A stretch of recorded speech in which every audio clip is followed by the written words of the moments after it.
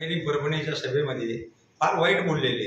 धनंजय मुंडेंना एकीकडे धनंजय मुंडे म्हणायचं, पुन्हा मुंडे दंडे असले हरामखोर, ही काय भाषा आहे? कशाबद्दल तुम्ही असं बोलताय? दोन समाजामध्ये तुम्ही तीन निर्वाह भाषा करताय आणि ते एक मंत्री आहे, मंत्री महोदयाला तुम्ही हरामखोर म्हणता का? तुम्हाला कोणी एवढा अधिकार दिलेला आहे? काय संबंध येतो तुमचा? आणि म्हणून त्याच्यावर गुन्हा दाखल झाला पाहिजे। पण त्या परिस्थितीमध्ये तिथल्या प्रशासन काय करते, तिथले पोलीस अधिकारी काय करतात, त्याच्यावर गुन्हा दाखल करावा ही माझी मागणी आहे। आणि म्हणून या सगळ्या गोष्टीचा आपण विचार करणं गरजेचं आहे।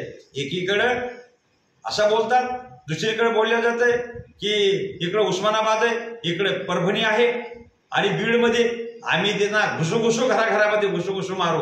म्हणजे काय, आम्हाला मारता का काय? तुम्ही मारण्याची भाषा करता ओबीसीच्या लोकांना आणखी परत ही तुमची भाषा बरोबर नाहीये।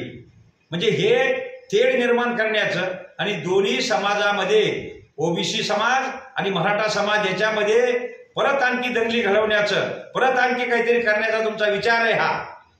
आणि याच्यावर जिल्हाधिकारी साहेबांनी प्रशासनानं, जिल्हाधिकारी म्हणजे प्रशासनानं आणि पोलीस डिपार्टमेंटनं ह्याच्यावर लक्ष ठेवून हे सगळं याच्यावर कुणी नोंद केली पाहिजे आणि असे भाषण करणारा प्रतिबंध केलं पाहिजे। त्याच्यामधला हेतू एकच आहे त्यांचा, धनंजय मुंडेचा राजीनामा जर दिला तर आपली पोळी भाजल।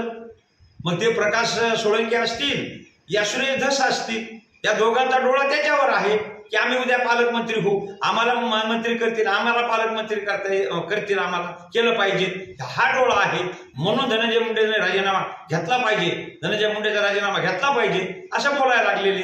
म्हणजे त्यांचं फक्त त्यांच्या त्या तुकड्यावर आहे, त्यांचं संतोष देशमुखाची हत्या झाली याच्यावर त्यांचं काही नाहीये, याच्यासाठी बोंब मारीत फिरायला लागलेले चौकट। जी भूमिका एक राहील, जर याच्यावर त्यांनी जर नाही थांबलं, वास्तविक पाहता बीडमध्ये मोर्चा काढला, चांगली गोष्ट झाली। बीडमध्ये त्यांनी मागणी केली की जे गुन्हेगार आहेत यांना कडक शासन झालं पाहिजे, त्यांना फाशी शिक्षा झाली पाहिजे। होय, आमचं म्हणणं तेच आहे की जे असे गुन्हेगार असतील, गुन्हेगाराला जात पात धर्मपंथ नसतो, असे गुन्हेगार असतील त्यांना शिक्षा झालीच पाहिजे, त्यांना फाशीची शिक्षा झाली पाहिजे, हे या मताशी आम्ही सहमत आहोत। पण एकीकडं काय बोलतायत ते बाकीच्या समाजाबद्दल, बाकीच्या लोकांबद्दल काय बोलतायत ते? का आता आज भगवान बाबाचा फोटो त्या चौकामधला एका काढला आणि एका बेखुबानं ते तुडवला, त्याच्यावर जोड्याने तुडवला, परत त्याच्यावर शेण टाकल्या गेलं, हा गुन्हा म्हणजे ईशू कोडगावला दाखल झालेला आहे। मग असे हे कोण आहेत, ह्याच्या मागे कोण आहे? यांना सुद्धा शासन झालं पाहिजे। याला सुद्धा एखाद्या राष्ट्रीय पुरुषाचं जर असं हे जर अपमानित करीत असतील तर याचे सुद्धा हातपाय तोडले पाहिजे शासनानं, याला सुद्धा फाशीची शिक्षा दिली पाहिजे, असं या ठिकाणी मी मागणी करतो।